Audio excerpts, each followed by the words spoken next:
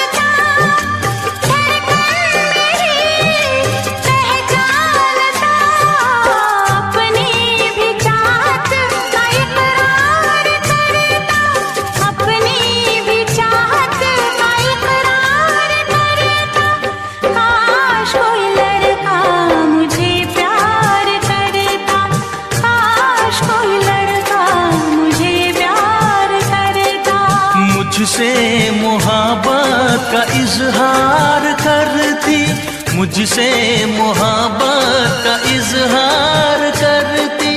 काश कोई लड़की मुझे प्यार करती, काश कोई लड़की मुझे प्यार करती।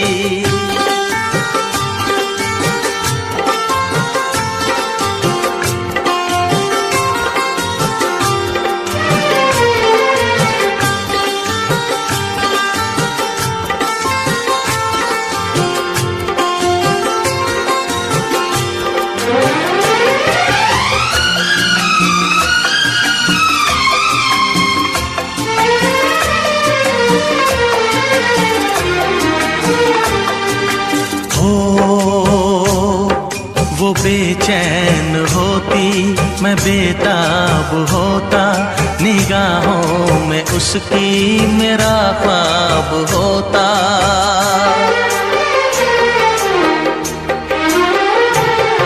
वो बेचैन होती, मैं बेताब होता, निगाहों में उसकी मेरा ख्वाब होता। शर्मा के वो लगती गले, रखता उसे पलकों तले।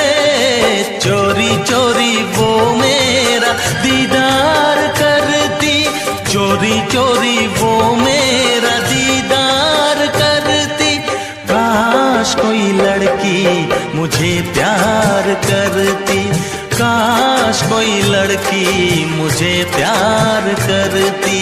मुझसे मोहब्बत का इजहार करता, मुझसे मोहब्बत का इजहार करता। काश कोई लड़का मुझे प्यार करता, काश कोई लड़का मुझे प्यार करता।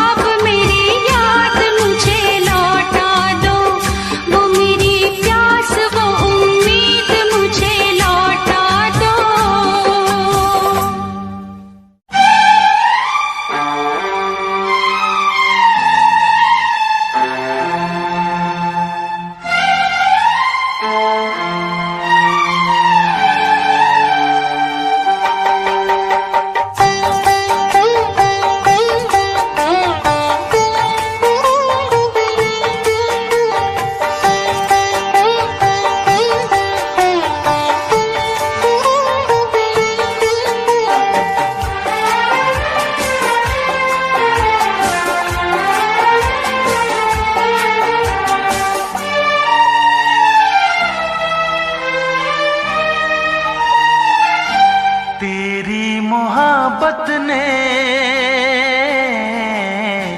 दिल में मकाम कर दिया, तेरी मोहब्बत ने दिल में मकाम कर दिया।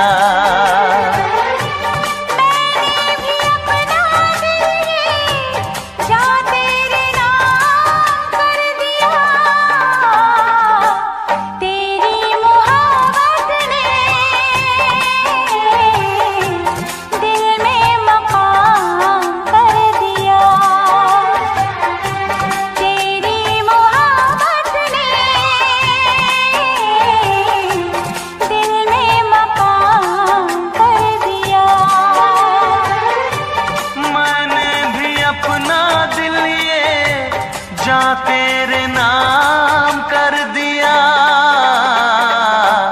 तेरी मोहब्बत ने दिल में मकाम कर दिया।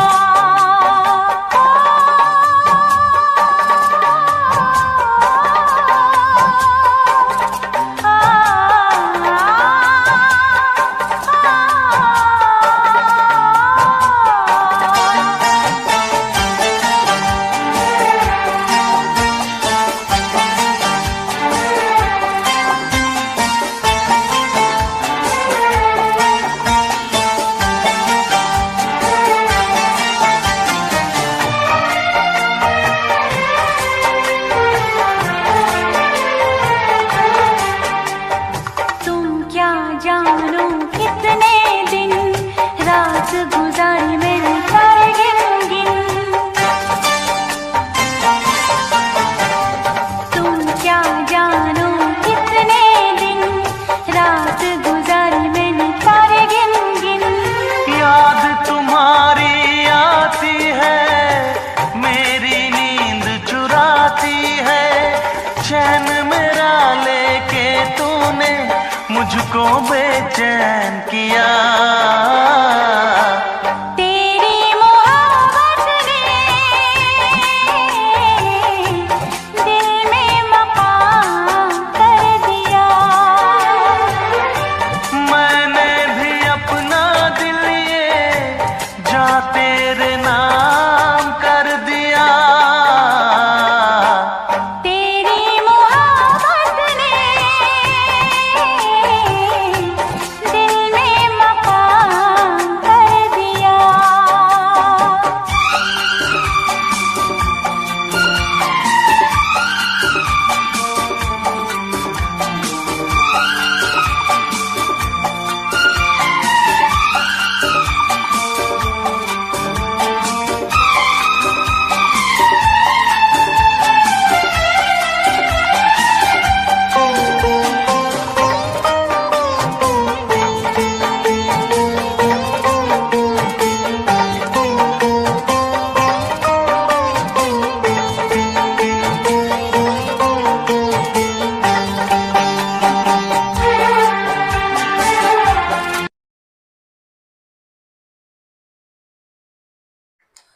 अस्सलाम वालेकुम जी, दी एकेडमी ऑफ मोटिवेशन के साथ मैं हूं आपका स्पीकर अरैज सहील और हम कर रहे थे कोर्स कोड 1429 की लेक्चर सीरीज।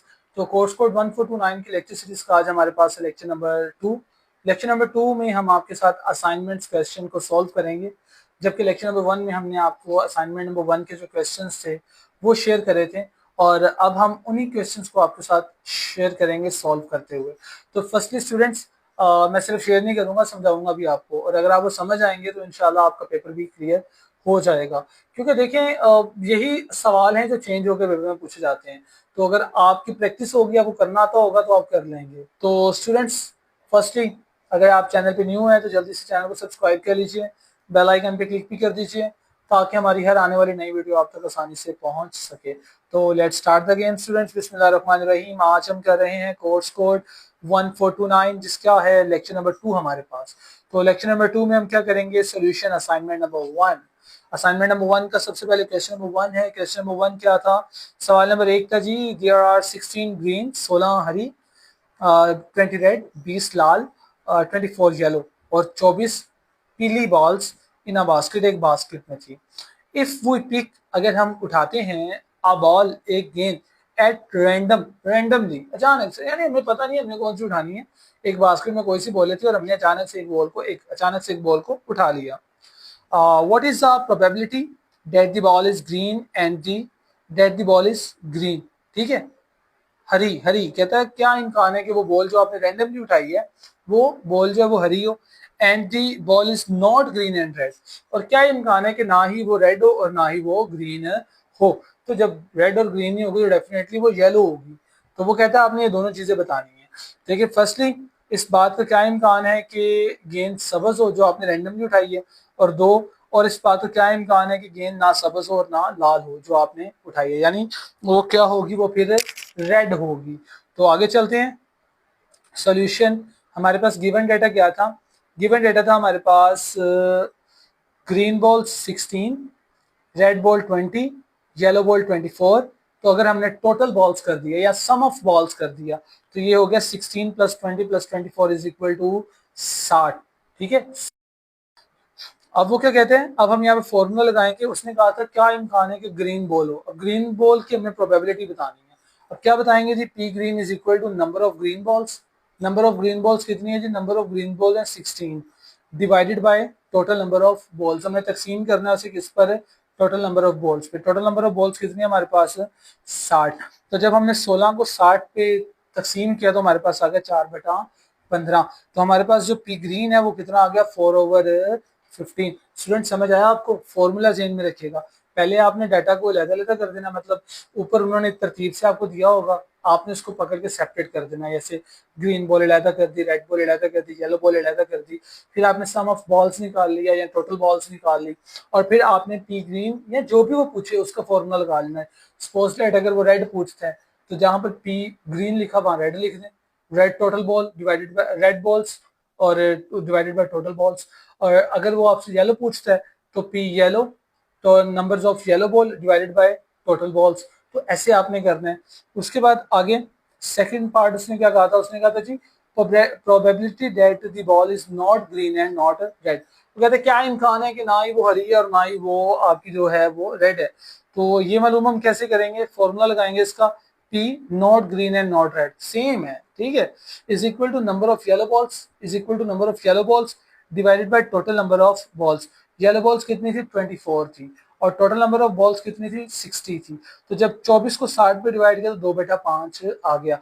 तो स्टूडेंट्स फाइनल रिजल्ट आपको क्या निकला, जो ग्रीन थी उसके इम्कान 4/15 थे और जो येलो थी उसके इम्कान 2/5 थे। तो ये था आपका क्वेश्चन नंबर 1 जो कि आपको असाइनमेंट में दिया गया था, ठीक है। अब इसी का बी पार्ट क्या है जी, बी पार्ट है difference between continue and discrete, difference between continue and discrete random variable with example, ठीक है जी। इसका सोल्यूशन देखते हैं।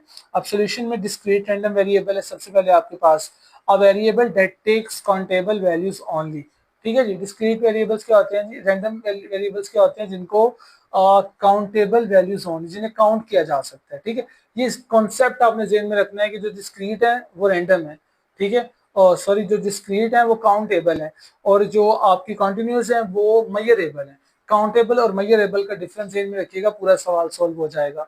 You can count the values no decimal, decimal कहते हैं आपके इशारिया निज़ाम को, ठीक है। ये पॉइंट्स को काउंट करती है, नंबर्स को काउंट करती है, सॉरी ये नंबर्स को काउंट करती है और डेसिमल पॉइंट को नहीं करती। उसके बाद इसकी example number of students in class, ठीक है जी, काउंटेबल है 20, 21, 22, आप स्टूडेंट्स को गिन सकते हैं। Number of cars passing a signal, जो सिग्नल से गाड़ियां गुजर रही हैं आप उन्हें गिन सकते हैं।